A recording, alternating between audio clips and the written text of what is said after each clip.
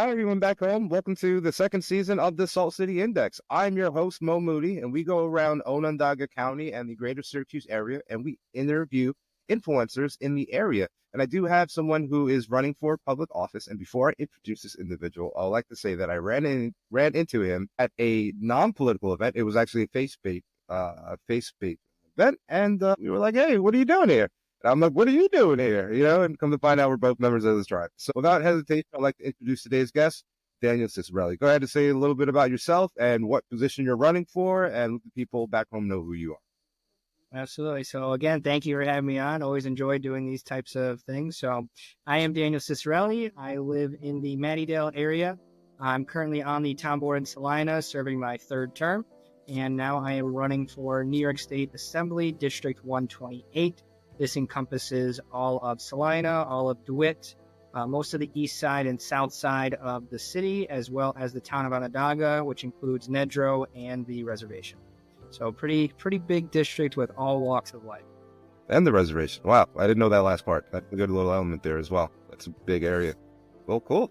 So you're already an elected official. That's pretty cool. So you already gained the people's trust and got elected again. So clearly you're doing something right, which is good. But you definitely have community roots here, I would assume. Like, you've been here for a while. Like, how is your connection to the community? Just out of curiosity. Yeah, absolutely. So I was originally born in Florida. Mm-hmm. And then when I was about 6.5 years old, we moved up here in the summer of '99 to my grandparents' home, which is in Mattydale. Uh-huh. And it's the home that my father actually grew up in. So my family has been in the Mattydale area since 1959. The Ciciarelli side has been in Syracuse since the early 1900s.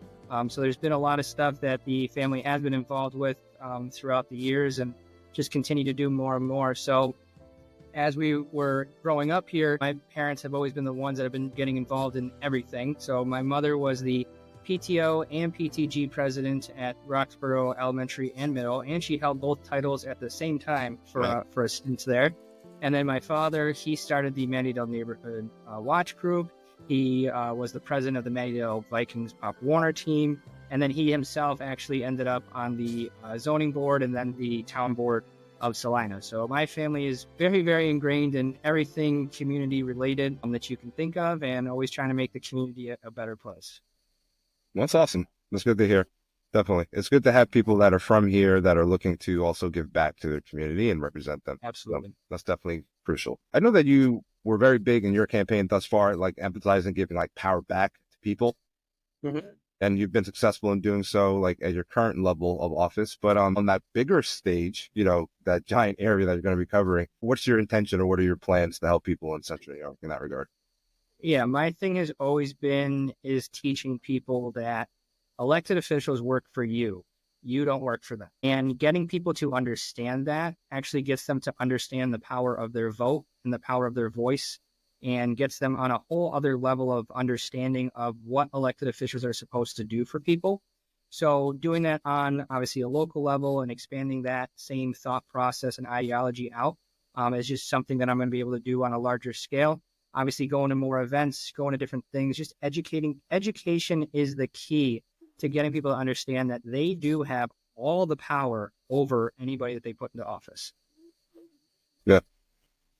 Because you're the elected official, you represent us. Like, you're supposed to be our voice going out there. And I do think that has got lost over time.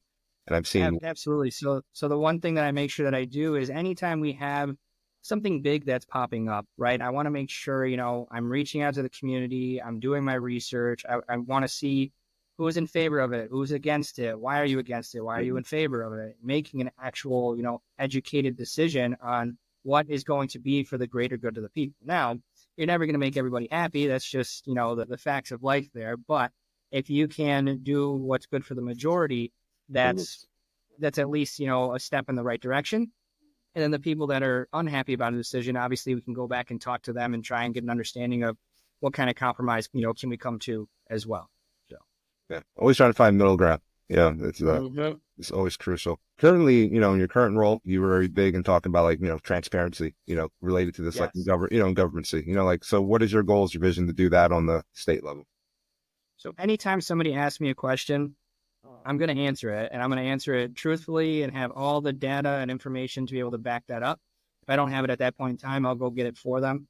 So one thing that a lot of people have to do, which I still don't really understand the whole reasoning behind it, is you have to submit certain requests to the different municipalities and government agencies to get a lot of the information, which I don't agree with. That information should be complete public knowledge for anybody to be able to have that information. When you go and request some of this information, it's a lot of the time stuff is redacted in there. You're not getting the full story, things along those lines. So when people come to me and ask me questions, it's basically their way of not having to do that. I'm not going to force them to go submit a request. I'm going to say, no, here's the information that you asked for because I'm your sitting official. I have the information. Here you go. I'm not going to make you wait, whether it's weeks or months or whatever, to be able to get that information that you asked for in a timely manner, right? So just being able to keep that out there, let people know exactly what my thoughts are at all times. Again, that goes back to letting people know, like, the power is in your hands. When you tell me you want something, I'm going to do it in my best ability to make sure you have that information. Awesome. Well, as you might have heard in most electoral seasons, public safety is always a hot topic, and you've been vocal about public safety as well. So, when you're at the assembly, what would be some of your priorities that you like to see when it comes to public safety? Yeah, there needs to be amendments to bail reform and raise the age. We've heard this time and time again, over and over.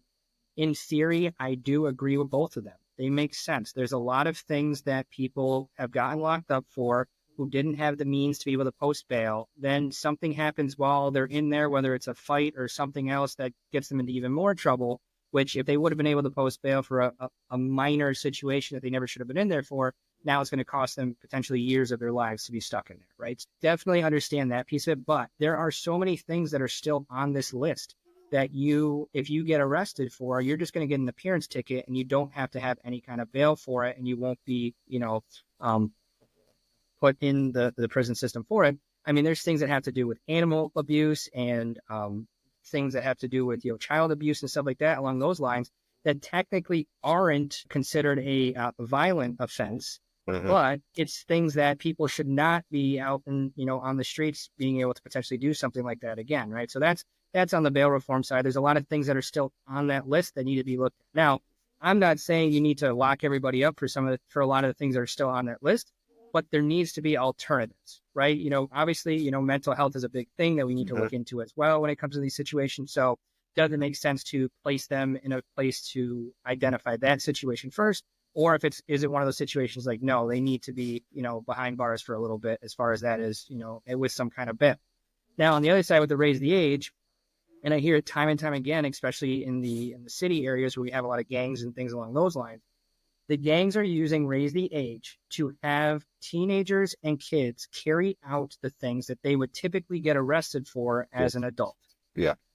Because of that, now these kids are in this cycle of continuously doing these things. They go to family court, it goes through there. And sometimes the parents are trying to do everything that they possibly can. And the court system's just bringing them right back to their parents. Again, I'm not saying that these teens obviously should be put in with general public, but there's something that's going on internal with them that needs to be figured out. So there needs to be some kind of alternative to, one, hold them responsible, but two, also identify, why are they doing these things, right? There's going to be, situations where that child is just bad to the bone. No matter what you do, what you say, what you try to get them involved with, they're just going to keep doing the same thing over and over again, no matter who in their life is involved in trying to help them. So it comes to a point where you got to drop the hammer, really hold them accountable and say, no, this is what needs to happen. There's a lot of things within those that need to be amended. I'm not saying repeal it, definitely amended, right? To help correct a lot of these issues that we're seeing. I think that's the big focus is that, at least I see from like the left side, not saying in your particular race, but just in general, is like, oh, people are saying these systems, these programs are great on paper, but are horrible in practicality, right? And we're not saying let's get rid of them. We just have to fix this program, how we get to it. And that's exactly what you're saying. As like, another one to go with that same theme is the discovery laws, right? So the discovery laws, for anybody that's not familiar with that, is when someone does get arrested, the follow-up to this process, right, for the attorneys to get involved, the victims, the criminals who committed the act and all that stuff, it's a way for them to have transparency to get all the information that they need. Again, I agree with that. But in the amount of time that someone has to get some of this information could end up causing a case to get thrown out, right? But then there's even the piece of an extreme situation where if there is a rape situation, the person who committed this crime is able to go back to the scene of the crime to get any information that they need to. In a situation like that, how is that good in any way for the mental health of the victim, right? If it happened in their home or somewhere where they have to go all the time, right? Obviously, now they're going to be scared because now this person not only had access back into their home, they're going to have their full name, their address, and all that other information has to be given to them as well. So again, good on paper, but there are certain situations that need to be corrected. Yeah. Yeah. Those are tough. Looking forward for you tackling those things in Albany. Now, of course, on everyone's top of mind is always going to be the cost of living. Cost of living is going up. I was just at the supermarket. I didn't buy 6 things. And how did I spend $60? Like, I don't know where the money went. Like, what did I spend it on? What are your take on cost of living? Do you have any goals or any agendas when it comes to that going forward? Yeah. So everybody always brings up, well, just raise the minimum wage, right? And then there's always the fight between both sides. Well, if we do that, then the companies are just going to raise the price of stuff. And if we don't do that, people aren't going to want to work. And I think that argument is a distraction because if we reduce the cost of living, then you don't have to worry about what the minimum wage currently is because it will end up being a livable wage if we're able to reduce the cost of living down well below that, right? So, I mean, it comes into all things. And the biggest piece of it, obviously, from the state level is the taxes, right? So, I mean, obviously, not just from people who, are paying their property taxes and all those different things that come along with that, and state taxes and whatnot. So, I mean, obviously, when it comes into looking at your income that you're getting, right, there's a lot of states that they don't have an income tax. And that helps keep a lot of money in people's pockets and helps them with, different costs that's rising and stuff like that. Now, obviously, that's a big line item for New York where we do get a lot of our taxes from that. But we need to look at alternatives to reduce that and ultimately get rid of that because we want to be able to keep money in people's pockets and get them out there in the community being able to, boost the economies. That's a big drive that I would look at. And then obviously, as well, we are one of the, highest taxes when it comes to purchasing anything, right? Yeah. So that's, again, how can we reduce that? And then also look at alternatives, So there's a lot of different things that are just, this is the way that it's always been, but why? We're in a technological age where we can look at a lot of different things. So a big part of this, right, goes into the state spending, right? So why are we not looking at all the different departments, all the different resources and things that we currently do? How can we make them more efficient? Do we actually need to be spending the amount that we're spending, especially with the way that technology is now? Right? Can we make those more efficient, more cost effective? And then if we're able to reduce costs in one area, we might be able to completely just reduce that cost in general off the budget. Or we could even shift some of that into a service that's underserviced and be able to provide more. So there needs to be an overhaul of the entire system because what keeps happening is, laws get passed, budgets get passed, and some of these laws aren't even funded. And then they're like, we'll figure it out later. So why are we not taking a step back, looking at what we currently have and seeing how to make that better first before just saying, well, we need to add this and add that and do all these different things? Yeah, absolutely. Looking at from the state spending, and it's a good point of view. I mean, look, bottom line is everyone wants more money back in their pocket. Absolutely. That's it. Because when you have more money in your pocket, you spend more. You spend more, you're just happier. It's just kind of how it goes. Like, I've seen people make life decisions at the gas station the other day. Like, I saw a guy looking at it. He was like, just looking down at the, shaking his head. He's like, he had like 2 credit cards in his hand. And he's looking at which credit card to use. And he's just shaking his head. And I'm like, yeah, I feel you. I'm only putting $5 in my card too. Yeah, it's something out of like a sitcom TV show. This is reality now, Yeah, it's definitely reality. Being involved in town of Salina, like, what are some of the challenges you think that are facing the town of Salina that you think would also be applicable on the larger scale that you would like to help make an impact on? Yeah. So the biggest things that keep coming up are obviously housing, right? There's not enough of that. So at the town level, if the towns don't step up, eventually the state's going to have to step in and tell the towns, like, no, this is what you have to do, right? And the towns don't want that.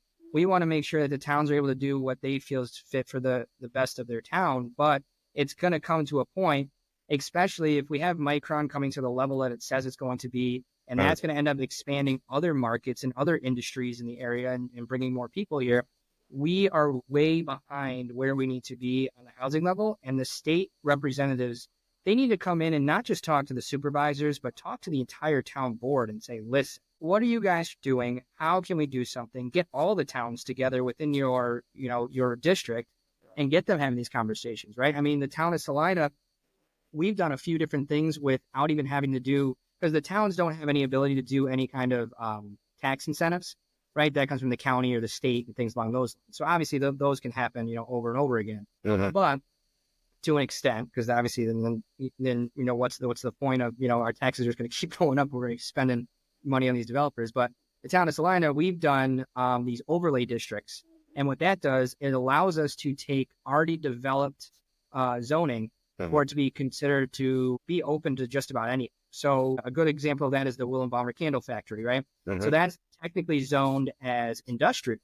So you couldn't do any kind of housing or apartments or anything along those lines. So we put this overlay district over it, which gives the town board full say on what will or won't be approved for that area.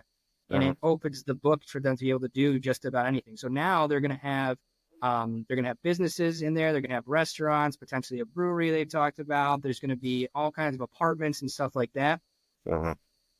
We did the same kind of overlay district for the Northern Lights Plaza, which Raymore Flanagan just recently purchased. Correct. Right. So obviously they're going to have one of their stores in there, but then it opens up the idea to have a lot of, different types of things we put in that area if they see, fit as well. So there's very creative ways that the towns can do stuff, but not all the towns talk to each other, and they need somebody who's willing to mitigate that and get them to talk and say, hey, this town's over here doing something that might work for your town. Why aren't we doing it? Right. So that's obviously the housing piece is a big thing. And I want the towns to understand, you shouldn't wait, because if you do, the state's going to have to step in and do something, because it's going to turn into an even worse crisis than we have right now. Then obviously the other piece of it, which it gets complained about all the time, is, the different criminal activities that have obviously, increased. And we've talked about that, before. And at the town level, unless we can start our own police agency, there's not really much that we can do, right? We have to reach out to the sheriffs, reach out to the troopers, reach out to our state representatives and say, listen, like, our town does not have a police force. We do have money aside for paying the sheriffs and having them be able to be, our police for the town. But it's one of those things where our hands are strapped, especially when it comes to, these teenagers that, it happens in cycles, right? You're going to have the young families that move in, the kids turn into teenagers, you have the issues, they move away or they go to college, and it kind of, the circle happens, right? But it's one of those things where you have those few kids, they're the ones that are getting in trouble. Everybody in the neighborhood knows them. Their parents are trying to do something, but as soon as the police drop them off at home, they're out the back door and go and do the same thing. These kids and teens are smart, right? They got those cell phones in their hands, and it unlocks the world to them. I mean, there's kids that threaten calling their parents, calling CPS on their parents because, they took a toy away from them or something. It's like these kids know the system better than a lot of the parents do, and it's pretty scary. Well, I mean, not having like a local law enforcement in the area, like department, is challenging.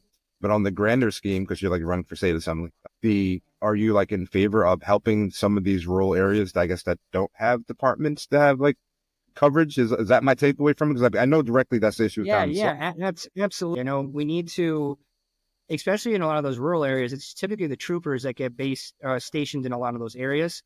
But there's not enough coverage in general, right? I mean, we have this unfortunate view of police officers now that every single one of them is a bad person, and the way that media and everything is kind of pushing that.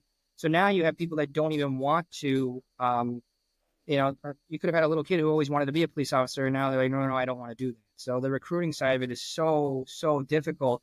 We need to get back to getting people to understand these people are supposed to be here to protect you, help you. You should want to call them and have them come in situations when you desperately need them. Without that recruitment, without getting them there, I mean, it's the same for the fire departments too. I mean, now we have volunteer fire departments they're going to have to increase their budgets to get part-time, firefighters just to cover some of that stuff. So, I mean, it's a thing all across the board with any emergency services, just trying to get enough people. And it's not even just an incentivized thing. It's more of just the way that people view those different agencies and getting people to rethink how they think about them. It's crucial. It's definitely on top of everyone's mind, public safety. At the end of the day, we all want the same thing, right? We want to be able to let our kids run down the street and play and not worry about anything happening to them. And we have a nice car. We don't want it broken into or stolen. And, and things that we work hard for, that we retain them. So, okay. Thanks for sharing your insight on that. The role of the government, right? And what everybody wants. Make sure I have money in my pocket to do whatever I want. Make sure that, I'm able to have a place to lay my bed at night. Make sure my kids are safe. And please, please, please take care of our roads. Besides that, leave me alone, right? That's pretty much what everybody wants. Yeah, leave me alone. It's just kind of how we get there, right? I guess that's the details in between. Well, talk about some other details. You've been endorsed by a couple different veteran organizations, et cetera. So it shows that you have a strong commitment to that community. For the people back home who maybe don't know that you have those endorsements, maybe just kind of rattle off what you have and what's your goals to help that community on the state level. Absolutely, yeah. So the Onondaga County Veterans Party has endorsed me. This district is solely within Onondaga County. It's not in any other counties. Most of the other assembly districts, they cross over. At least two. So, I mean, you look at the state spending. The state has spent more money on the migrants that were bused into New York City than veterans, the seniors, and the homeless combined. Yeah.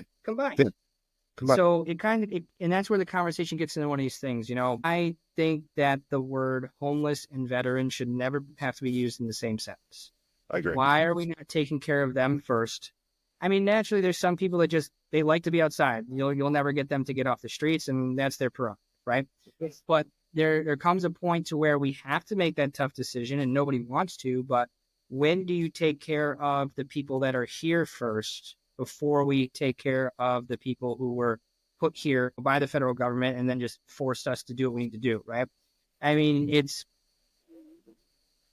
I want to help everybody. We all want to help everybody. But if we don't take care of the people who are here that are keeping our economy going, paying into our tax system, and doing all these things to make sure we have all the services that we want, they're all going to keep leaving New York State.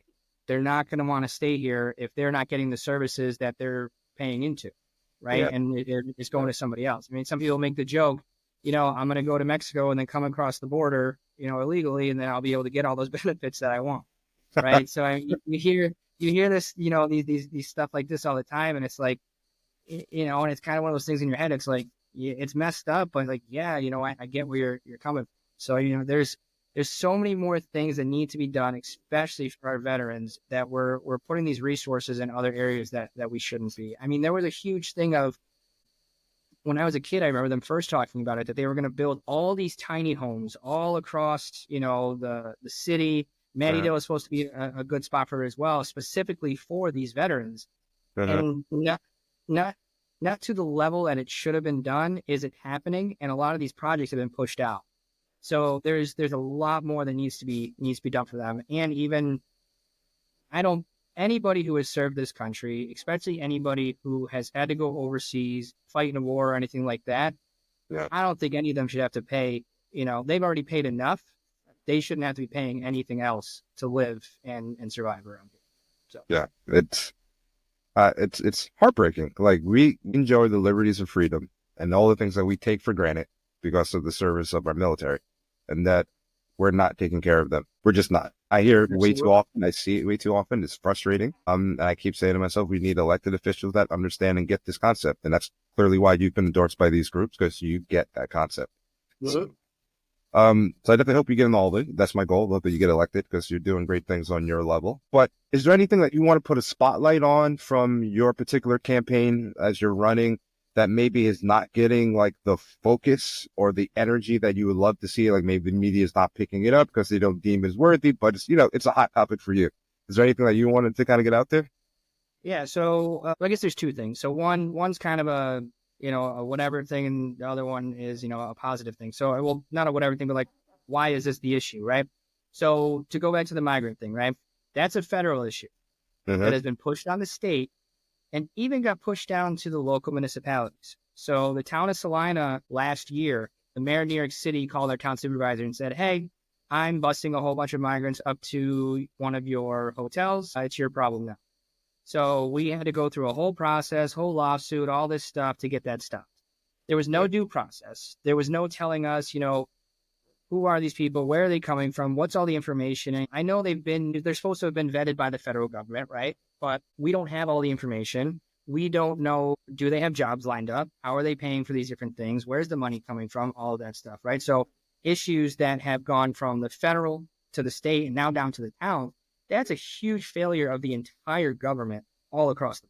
It should never, something that's that big should never have to get down to the town level. The towns are supposed to be focusing on more of the day-to-day type stuff, not things up to that scale, which is absolutely crazy. On another side of it, and it's kind of my way of calling out all of the politicians that run for election, right? Or anybody that's a candidate, right? So hundreds of thousands, millions of dollars are raised every single year by these campaigns. And 99% of that money, if not even a little bit more, is only ever spent on the candidate and getting their information pushed out. So I did a fundraiser to show people that I'm here to work for you, not have people work for me. So my first fundraiser that I held, I did a spaghetti dinner. I cooked. I made 13 gallons of sauce. You cooked it. I made 240 meatballs, I believe. And then thankfully I have my brothers, they helped cook the pasta and portion it out for the fundraiser, right? And my thing was like, listen, I hate going to these fundraisers and ordering all this food and it just goes to waste, right? I hate seeing, right? So my thing was, if you donated and you weren't able to come, that your meal would be donated to a person or family in need. Right. So through that, we were able to donate 128 meals. We picked an area that's kind of a little bit of a food desert, needed a little bit of help down there. Right. So we found a neighborhood in Nedrow that needed some help. And actually, while we were going down there was like a hostage situation that was going down. So it ended up kind of being a perfect, not exactly ideal time, but like perfect time for us to be able to do this for people in the neighborhood. So like, that's crazy. Here's the meatballs. So from there was actually somebody from that area who reached out to me and said, I'm never somebody who researches anybody. I thought this was a really cool, different idea that you did this. And I'm actually going to take the time to research who you are, because this is way better than getting those random postcards or palm cards and things that are in the mail that I'm just going to throw out anyways, right? So it sparked this crazy idea where my palm cards, because you have to get creative with how you spend the money, because you can't just, there's certain things that you're able to donate to, but you can't just donate a large sum to an organization. You have to get creative because of campaign finance laws and stuff like that. So what I did is I had bumper stickers made with my information. I put those on 1 pound packages of pasta, and I'm delivering them to any of the areas within the district that I feel, need the most help, right? So by the end of that, I will have fed 160,000 servings of pasta to 20,000 homes within the district. Wow. So it's one of those things to call out these politicians and be like, listen, you can still push out your message, but you can help people at the same time too.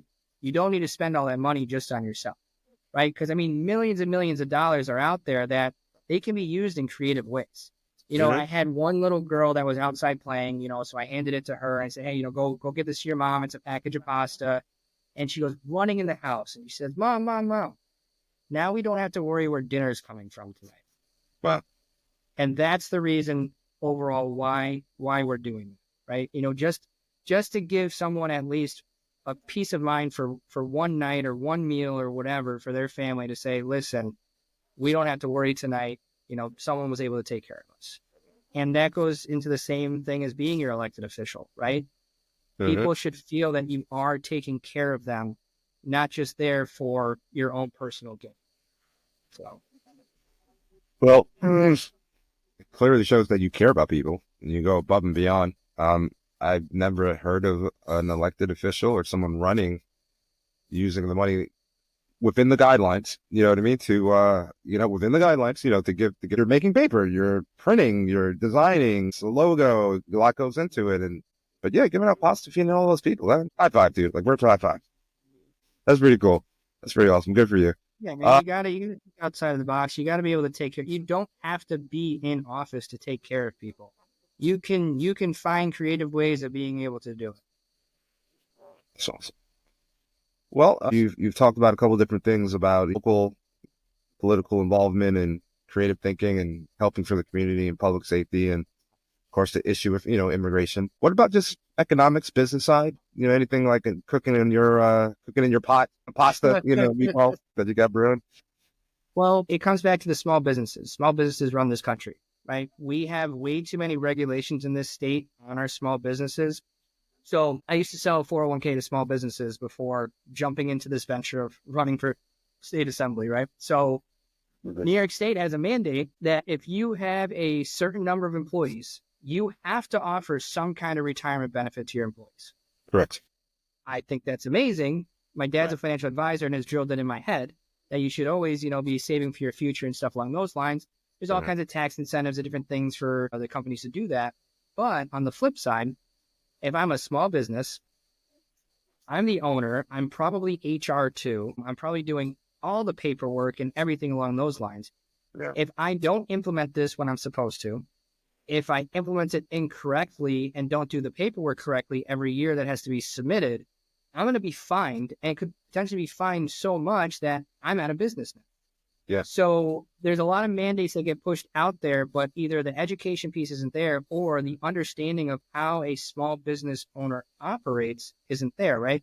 But in those situations, now they might potentially have to hire an additional person to take on a lot of that responsibility. So now there's another, chunk of change that's coming out of the business, and they can't, so that they can try and focus on the business and expanding it. But there's way too much stuff that's there. I mean, there's all kinds of regulations that are out there that are hurting these small businesses and not helping them. And we're seeing more and more get driven out because obviously we're seeing, the rise of cost in everything. And this is just another piece to it. So in my family, we're of entrepreneurs that have been involved in all different kinds of things, right? So I got a brother who's a real estate broker and has to deal with all kinds of regulations that come with that.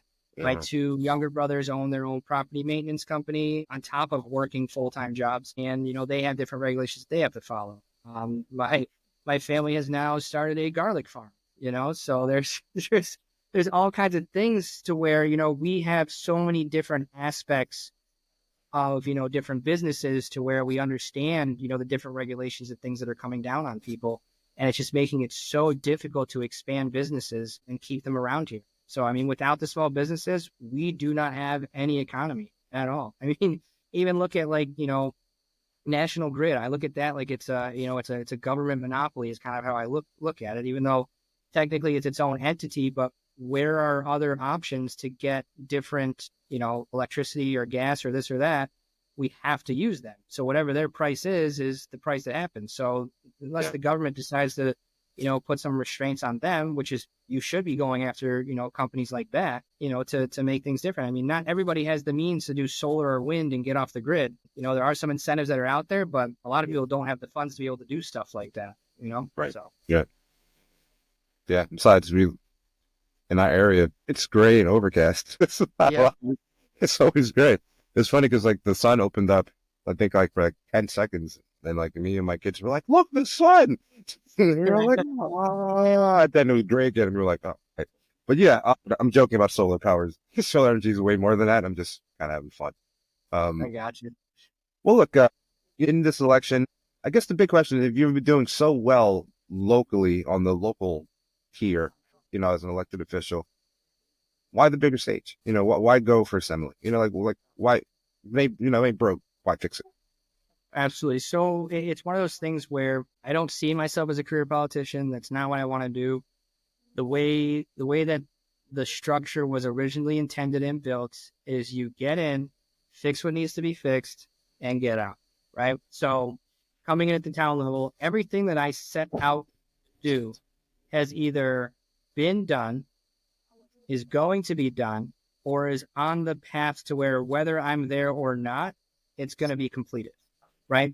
So now I feel that I'm at a point where, because all of that is in place, has happened or will be happening, no matter what, whether I'm there or not, why am I just going to sit in that seat and do what? Just reap the benefits of sitting in a seat to hold a title, right? So the opportunity to do it on a larger scale is there, and it's a chance to take it, right? I mean, first and foremost, nobody should ever run unopposed. I have a perfect example of that, right? My last election, because of the two previous ones, my first election, I got 64% of the vote. Second one, I got 70% of the vote. The third election, they said, well, we're not even going to bother because he's doing the right things and it's not worth our time wasting the energy, right? And I'm in a district that swings 2-1 in the other direction.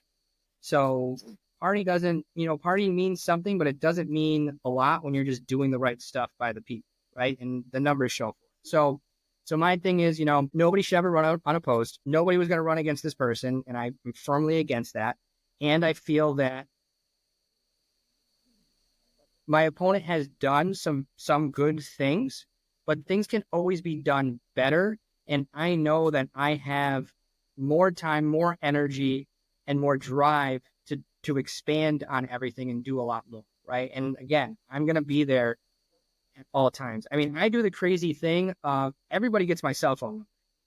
I don't give you an assistant or a secretary or this or that. On all of my information, if you see a cell phone, if you see a number, that's my direct cell. Text me. If you need information, I'm there to get it to you as quick as possible. So you're accessible, which is important. A lot of times people get elected and they go, oh, I'm going to Albany. I'm in an ivory tower now. I got a fat paycheck and screw everybody else. You know what I mean? I don't think that's you, that you're the type of individual at all. I think that you're, based on what you said today, that you're very emotional, very tied to this, to what you're doing. And the fact that you ran unopposed in your last election speaks volumes to me. That means that you are doing the right things. Period. Right? Because especially if it's not in your favor. Yeah, and giving out my cell phone number, it forces me to hold myself accountable. Right? Because now if everybody has a direct line to me, well, I got to answer to everybody, and that's how it should be. Hey, Mr. Assemblyman, it's Mo again. I've had constituents call me on holidays. I had someone call me on Thanksgiving, and I knew they were already having a good time when they had called me. They were speaking a little cursive, but they hammered me on something, and I took the time to step away and take that call. Right. So. Awesome. Well, we're coming to the end of the show here. I definitely appreciate your time. And it's great to have you on the show. So before we break, throwing it back in your court, is there anything else that you want to talk about potentially that maybe we didn't bring up today that you at least want the voters and the constituents back home to know? Well, there's so many things that are out there, but just me as a person, get to know me. I mean, like I said, I'm willing to have the conversation, have the talk. I'm obviously very family oriented, very community oriented. I mean, any way that I can help people in general, I'm always there. I try to make some kind of donation to an organization every single month. That's a goal I had this year, and I've hit it every single time so far. Even with a tight pocket, but I always make sure that I'm able to do stuff like that. I just want to make sure that everybody's taken care of in some way, and if I can help, I'm always here to do it. Race, color, creed, whatever, it doesn't bother me. I'm here to talk to everybody and help you however I can. That's awesome. Well, thank you for your time today. I appreciate you being on our show. Very grateful. And like always, I have to give a big shout out to Momentous Media Group for officially sponsoring the Salt City Index, especially for season 2. And look forward to more candidates and more influencers that are coming into the area. This is an unbiased platform where we don't let party or other things get in the way. We just let the influencers speak their mind and talk. So thank you for being on the show, Ciciarelli. Appreciate it. A lot of success. And when is voting again? When do people get to vote for you? Also, you got early voting that starts October 20th. That is also the last day to register. So they call it the Golden Day because you can register to vote and vote on the same day. So interesting concept there. And that runs for about a little over a week. And then on Election Day, November 5th, that's when the masses usually come out, and we'll see where the numbers lie. All right. Well, that's around the corner. So much success in this endeavor. Thanks for being on the show. I appreciate it. Thanks, everyone, for tuning in.